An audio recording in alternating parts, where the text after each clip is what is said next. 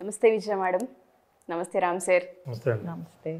ఇష్టంతో పెళ్లి చేసుకున్నామా లేదంటే పెద్దలు కుదిర్చిన వివాహమా ఇవన్నీ పక్కన పెడితే పెళ్ళి అయిపోయిన తర్వాత అడ్జస్ట్ అయ్యి ముందుకెళ్దాం అనుకున్నా ఎందుకో ఫోర్స్ఫుల్గా ఉంటున్నామేమో అనిపిస్తూ ఉంది. బలవంతంగా కాపురాలు చేయలేకపోతూ ఉన్నాము, అలానే బయటికి రాలేకపోతున్నామని సఫర్ అయ్యే వాళ్ళు చాలామంది ఉంటూ ఉంటారు. దాన్ని ఏ విధంగా హ్యాండిల్ చేయాలి అంటారు? ఒక రిలేషన్లో బలవంతంగా మేము ఉంటున్నాం, ఫోర్స్ఫుల్గా ఉంటున్నాం, బయటికి రాలేక ఏదో ముందుకు తీసుకెళ్తున్నాం లైఫ్ని, ఏ విధంగా చూడొచ్చు విజయ్ గారు? గజం కేవలం 23,000 రూపాయలతో 165 గజాల భూమి కేవలం 38 లక్షలు మాత్రమే. బలవంతంగా అంటే ఇక్కడ రెండు రకాలుగా అనుకోవచ్చు. ఇప్పుడు ఎవరన్నా నిన్ను బలవంతంగా ఉండమంటున్నారా, నువ్వే బలవంతంగా డ్రాగ్ చేసుకుంటూ ఉంటున్నావా? రెండు ఆస్పెక్ట్స్ ఉంటాయి. ఇకపోతే బలవంతంగా పంటి బిగువన నొప్పి భరించాలి అంటే కొద్ది రోజుల్లో తగ్గిపోతుందిలే ఈ దెబ్బ అంటే, ఇప్పుడు దెబ్బ తగిలినప్పుడు ఎక్కువ బాధ ఉంటుంది, 4 రోజులు ఆగిన తర్వాత సర్దుకుంటుంది. సో ఇప్పుడు బలవంతంగా బిగబట్టి నడిపిస్తే 4 రోజులకు సర్దుకుంటుంది, తగ్గుతుంది, బాగవుతుంది అనే హోప్ ఉండటం వల్ల నువ్వు ఇప్పుడున్న బాధని భరించగలుగుతావు. సో ఆ హోప్ ఉందా లేదా అసలు, ఇది ఒకటి చెక్ చేసుకోవాలి.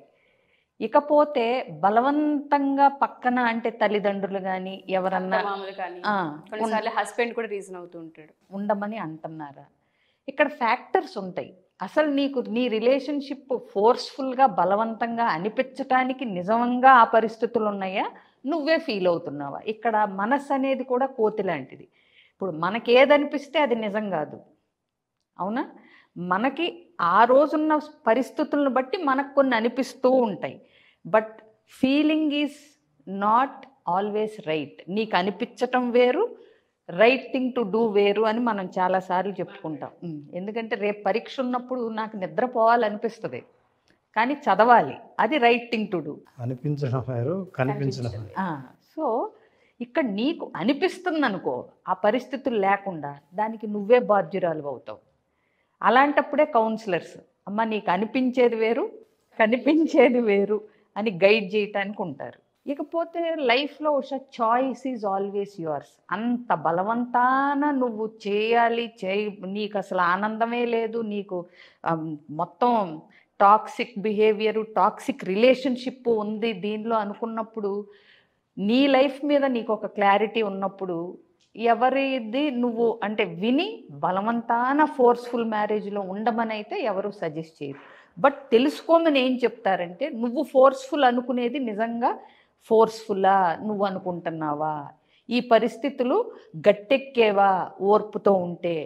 ఇందాక కూడా మనం ఒక దాని గురించి మాట్లాడాం, సర్దుకుంటే, కొద్దిగా సర్దుకుంటే సందర్భాలు మారి నీకు సాఫీగా సాగుతుందా అన్నది నువ్వు చెక్ చేసుకుని, ఇక నాకు వెసులుబాటు లేదు, ఇక ఇందులో ఎక్కడ ఆ సర్దుబాటుకి కానీ సాఫీగా అవ్వటానికి కానీ అవకాశాలు లేవు అనేది 100% అన్ని యాంగిల్స్లోంచి వచ్చినప్పుడు నిన్ను ఉండమని అయితే ఎవరు చెప్పరు. సో మీరు అన్నట్టుగానే చాలా సందర్భాల్లో ఉండమని చెప్పకుండా ఉండే సందర్భాలు మేబీ కొన్ని చూస్తున్నారేమో.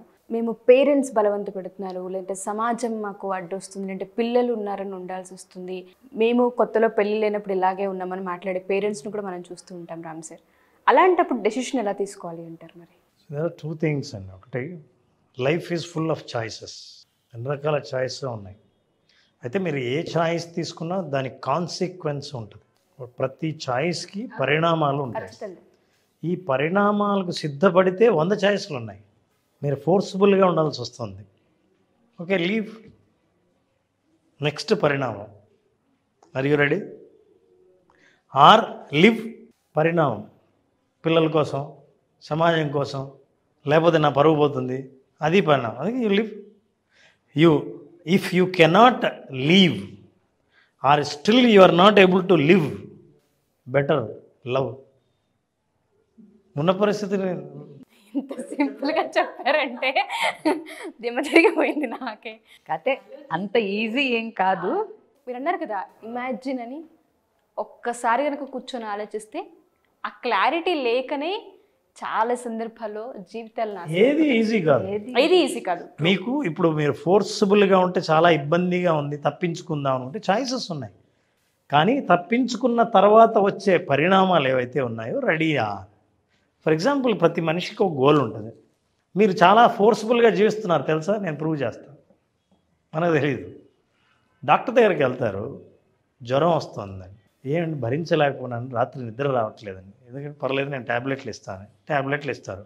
ట్యాబ్లెట్లు తీయగా ఉండి ఐస్ క్రీమ్లో ముంచి అందులో షుగర్ కూడా బాగా కోట్ చేసి ట్యాబ్లెట్లు ఇంతవరకు ఏవి మార్కెట్లోకి రాలేదు. మన ట్యాబ్లెట్లు మీద మింగేవి చాలా చేదుగా ఉంటాయి. ఎలా మింగుతారు ట్యాబ్లెట్? కళ్ళు మూసుకొని కళ్ళు బలవంతంగా మూసుకొని ఏం చేస్తారు? అంటే ఈ బలవంతం ఎవరు చేశారు? డాక్టర్ చేయలేదు, చాయిస్ ఇచ్చాడు. వేసుకుంటే తగ్గుద్ది.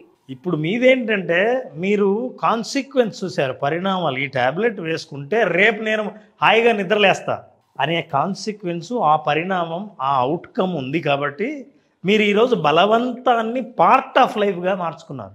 ఇది ఒక్కసారి కాదు, 3 పూట్ల 5 రోజులు అడ్జస్ట్ అవ్వాలి. సో బలవంతంగానే ఇష్టపడి ఎవరు చేయట్లేదు. దీక్షలు చేస్తాం, ఉపవాసం చేస్తారు. ఎంతమందికి కడుపు మార్చుకోవడం ఇష్టం? Yes, choice. ఈ చాయిస్ వల్ల బలవంతంగా తినకుండా ఉండడం ద్వారా వచ్చే మేలును నేను ముందే ఊహిస్తాను కాబట్టి, విజువలైజ్ చేస్తాను కాబట్టి, ఆశిస్తాను కాబట్టి, ఇది బలవంతం కాదు నాకు, ఇది నా చాయిస్ అనుకున్నప్పుడు బలవంతం కూడా చాలా బాగుంటుంది, ఆనందంగా ఉంటుంది. పైగా చెప్పుకుని మరీ చేస్తాం బలవంతాన్ని కూడా. ముళ్ళు గుచ్చుకుంది, మీరు డాక్టర్ దగ్గరికి వెళ్తే అది కట్ చేయాలండి అని అంటాడు. చాలా పెయిన్ కదండి అని. ఇప్పుడు మీరు ముళ్ళును లేదా గాజు పెంకును లోపల వదిలేద్దామా, తీసేద్దామా? ఖచ్చితంగా రిమూవ్ చేయాలి. రిమూవ్ చేయాలంటే సార్ పెయిన్ లేకుండా ఏమైనా చేయగలరా? Choice again. మీకు నేను మత్తు మందు ఇచ్చి అనెస్థీషియాలో సర్జరీ చేయాలా, లేకపోతే ఏం లేదు తీసేయమంటారా?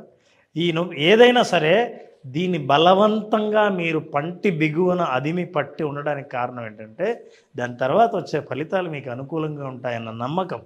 కాబట్టి ఏదైనా బలవంతానికి వేరే ఛాయిస్ ఉంది కాబట్టి ఆ ఛాయిస్ కూడా పరిణామాలు ఉంటాయన్న విషయం మర్చిపోకండి.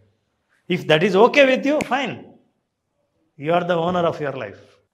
పరువు పోదు, అమ్మా నాన్నలు ఏమనరు, అసలు ఎవ్వరు ఏమనుకోరు, ఎవరైనా ఏమన్నా నేను అసలు పట్టించుకో, పిల్లలు వాళ్ళ పాటికి వాళ్ళు పెరుగుతారన్న నమ్మకం ఉంది అని అంటే కనుక సగం పైగా వెళ్ళిపోతారంట. ఇవాటి సగం పైగా వెళ్ళిపోయి ఉండేవాళ్ళు. ఇవేమి పట్టింపు కాదు అని అంటే కనుక. అయితే విజయ గారు మొదట్లో ఒక మాట అన్నారు, ఏంటంటే మీరు అనుకుంటున్నారా అది నిజంగా బలవంతం? అసలు ఎవరు బలవంతం చేస్తున్నారు? మిమ్మల్ని మీరే బలవంతం చేసుకుంటున్నారు. చేసుకుంటాం అంటే అర్థం ఏదో ప్రయోజనాన్ని ఆశించే బలవంతం చేస్తున్నారు. ఊరికే ఎందుకు బలవంతం చేయమంటారు? సో ఇప్పుడు ఎవరైనా పైన ఎక్కి మేడ మీద 5 అంతస్తుల మీద ఆ గోడ మీద ఒక 5 నిమిషాలు నిలబడండి. నేను ఎందుకు నిలబడతా? నేను నిలబడను. ఊరికే నిలబడండి. నాకేం కర్మ అంత రిస్క్ తీసుకోవడానికి. మేము 10 లక్షలు ఇద్దాం అనుకుంటున్నాం. అవునా? ఇప్పుడు నేను ఆలోచిస్తా, నిలబడగలనా? ఒకవేళ నిలబడాలనుకుంటే ఏం చేయాలి? పోనీ 50 లక్షలు ఇద్దాం అనుకుంటున్నాం. ఇప్పుడు నా పర్సెప్షన్ మారిపోయింది. ఖచ్చితంగా మారుతుంది. ట్రైన్ అయ్యి స్కిల్ డెవలప్ చేసుకొని ధైర్యం తెచ్చుకొని, ఎందుకంటే దాని తర్వాత వచ్చే ఫలితం నాకు అనుకూలంగా ఉంటుంది అనుకున్నప్పుడు బలవంతం అనేది it will become part of life అయిపోతుంది. ఇంతకు మించి క్లారిటీ నేను కూడా అడగడం కరెక్ట్ కాదేమో, అంత బాగా చెప్పారు. Wonderful sir. బట్ చాలామందికి ఆ ఫ్యూచర్ని ఇమాజిన్ చేసే శక్తి, ఆ క్యాపబిలిటీ రాదు. అండ్ ఆ మోడ్ కూడా సపోర్ట్ చేయదు వాళ్ళకి. ఎందుకంటే కొన్ని పరిస్థితులు చీకట్లా కమ్మేస్తూ ఉంటాయి వాళ్ళకి. ఆ క్లారిటీ లేకపోవడం వల్లనే డివోర్స్ తీసుకోకుండా సపరేట్గా లైఫ్ లీడ్ చేయడం, ఒకే ఇంట్లో ఉన్న ఎవరి పాటికి వాళ్ళు ఉండడం మనం ఎక్కువగా తరచూ చూస్తున్నాం. నేను విజయ పెద్దనగర్ చాలా ఎపిసోడ్స్ కూడా అవే మాట్లాడుతూ ఉండేవాళ్ళం. ఫస్ట్ ఆఫ్ ఆల్ ఆ క్లారిటీ రావాలి అన్న, ఆ విజన్ ముందే చూడగలగాలి అన్న, ఆ చీకటి నుంచి ఫస్ట్ బయటికి రావాలి అన్న, మన విజువలైజేషన్ February 6th ఎలాగో స్టార్ట్ అయిపోతుంది కాబట్టి ఏ విధంగా వాళ్ళకి హెల్ప్ అయ్యే ఛాన్స్ ఉంటుంది అంటారు? ఏం లేదండి, ప్రతి ఛాయిస్కి పరిణామాలు విజువలైజేషన్లో కనిపిస్తాయి. ఇప్పుడు ఆ పరిణామాలు బాగున్నాయి, నేను కోరుకున్నట్టే ఉన్నాయి అని అనిపిస్తే ఛాయిస్ ఈజ్ యువర్స్. ఒకవేళ నేను ఇవాళ ఎమోషనల్గా ఒక డెసిషన్ తీసుకుంటున్నానా, దాని ఫలితాలు నేను ఆలోచించకుండా అని అనుకున్నప్పుడు విజువలైజేషన్ ద్వారా you can see how your future life would be. లేదా నేను ఎలాగైనా సరే నా ఛాయిస్ని నాకు అనుకూలంగా మార్చుకోవాలని అనుకుంటున్నానంటే you create your better life in the visualisation. So creative visualisation ద్వారా they can visualise the future and they can make a decision today. అది ఎలా చేసుకోవాలన్న స్కిల్ అందులో నేర్పించబడుతుంది. February 6th స్టార్ట్ చేస్తున్నాం బేసిక్ విజువలైజేషన్. సో దీన్ని బేస్ చేసుకునే parenting come relationship along with visualisation session కూడా ప్లాన్ చేద్దాము అనేది అనుకోవటం జరుగుతుంది. Wonderful plan. అండ్ నేను కూడా మీ డిస్కషన్ ఇందాక వినడం జరిగింది. అందులో నేను కూడా ఒక పార్ట్ అవ్వాలని కోరుకుంటూ ఉన్నాను. అతి త్వరలో డేట్ అండ్ టైటిల్ అనౌన్స్ చేయాలని మనస్ఫూర్తిగా ఎక్స్పెక్ట్ చేస్తున్నాను. వివరాలు అందజేస్తాం. దానికన్నా ముందు ఎవరికైనా కావాలి అనుకుని ఇంట్రెస్ట్ ఉండి కనుక అనుకుంటే మన వ్యూవర్స్ అందరూ కామెంట్ చేయొచ్చు. అసలు ఇంకా చెప్పాలంటే ఎంత ఎంకరేజ్మెంట్ ఉంటే సెషన్ అనేది అంత త్వరగా ప్లాన్ చేయటం జరుగుతుంది. మెయిన్ టాపిక్ ఏంటంటే పేరెంటింగ్ అండ్ రిలేషన్షిప్. ఓవరాల్గా ఫ్యామిలీ అయితే అటెండ్ అవ్వచ్చు క్లాస్కి వచ్చి. Okay, done. ఈ టాపిక్ మీద ఉంటుంది.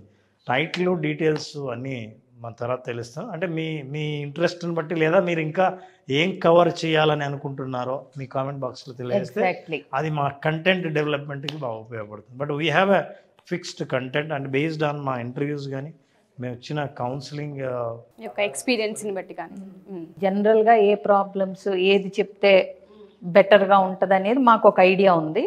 ఇది కవర్ చేయండి మీరు అని కామెంట్ రూపంలో తెలియజేస్తే కూడా మేము దాన్ని ఇంక్లూడ్ చేయటానికి అవకాశం. తప్పకుండా. Thank you sir. Thank you.